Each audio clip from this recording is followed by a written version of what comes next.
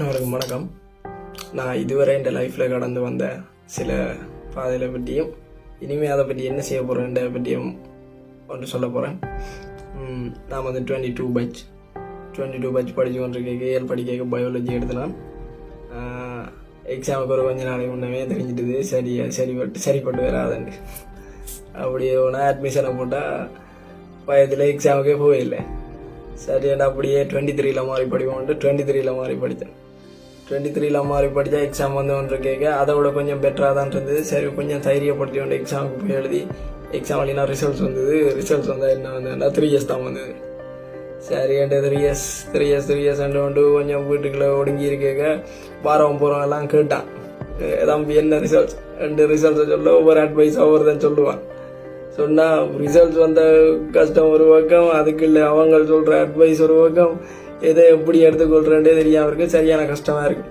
அப்போ இவ்வளோ சிச்சுவேஷன்லையும் ஏஎல்ல ரிசல்ட் சொல்லுங்க காணாது. கடைசி வரைக்கும் விரைவினம் வந்து நம்பிட்டு இருந்ததை விட்டுட்டு போயிட்டோம்.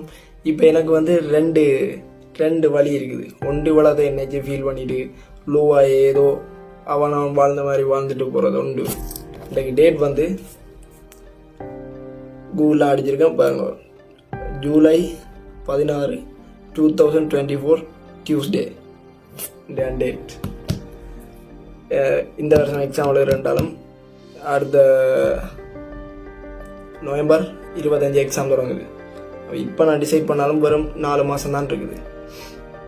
இப்போ கொஞ்ச நாளாக இன்ஜினியரிங் டெக்னாலஜி படித்து கொண்டு தான் இருக்கிறேன். எப்படி படிக்கிறேன்டா இந்த வீட்டை தெரியாது நான் படிக்கிறது. நான் வீட்டை என்னன்னு சொல்லி வச்சிருக்கிறேன்னா, நான் IELTS படிச்சுட்டு வெளிநாட்டுக்கு போகிறேன். அதுவும் வீட்டை நின்று அடிக்கடி வந்து போகிறது கிடைச்சல். ஸோ யாழ்ப்பாணத்துலேயே ஒரு ரூம் எடுத்து நின்று அங்கேயே படிச்சுட்டு குறைஞ்சளவு காலப்பகுதியில் 3 மாதத்துலேயே நான் படித்து முடிச்சுட்டு நான் மேக்சிமமாக படித்து முடிச்சுட்டு நான் எக்ஸாம் எழுதிட்டு நான் எவ்வளோ சீக்கிரம் என்னால் போயிடுமோ அவ்வளோ சீக்கிரம் வெளிநாடு போகிறேன்னு சொல்லி தான் வீட்டை சொல்லிவிட்டு போய் ஒரு ரூமில் நின்று இப்போ படித்து கொண்டிருக்கிறேன். அது வீட்டை கூட தெரியாது. படிப்புன்னு தானே மட்டும் தட்டினோம். நான் இப்போ ஒரு முடிவு ஒன்று எடுத்திருக்கேன். இந்த 2024 பேட்சில் நான் வந்து பயாலஜி எடுக்காமல் நான் டெக்னாலஜி மாதிரி எடுத்து என்ன நான் ப்ரூவ் பண்ணி காட்ட போகிறேன். அதுக்கு எனக்கு இன்னும் 4 மாதம் தான் இருக்குது. இருந்தாலும் பரவாயில்லை, 4 மாதத்தை நான் மேக்சிமமாக பயன்படுத்தி என்னனாலே ப்ரூவ் பண்ணி காட்ட போகிறேன். என்னால் அது செய்ய முடிஞ்சுது. அந்த கோலை நான் என்னால் அச்சீவ் பண்ண முடிஞ்சுதுண்டா அந்த ரிசல்ட்டோட சேர்த்து இந்த வீடியோவை போஸ்ட் பண்ணுவேன். கண்டிப்பாக எனக்கு என்னெல்லாம் நம்பிக்கை இருக்குது. பார்ப்போம்.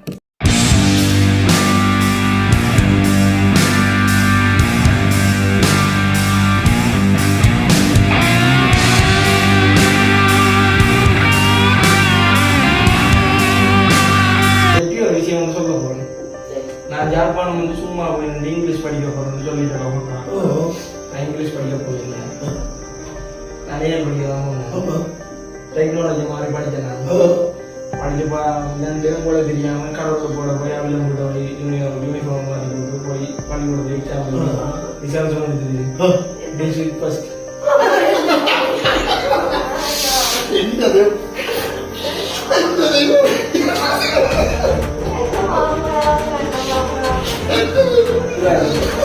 இதைத்தான் நான் சொல்றேன்.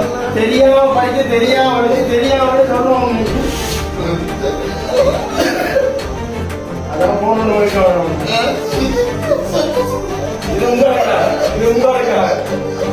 இல்ல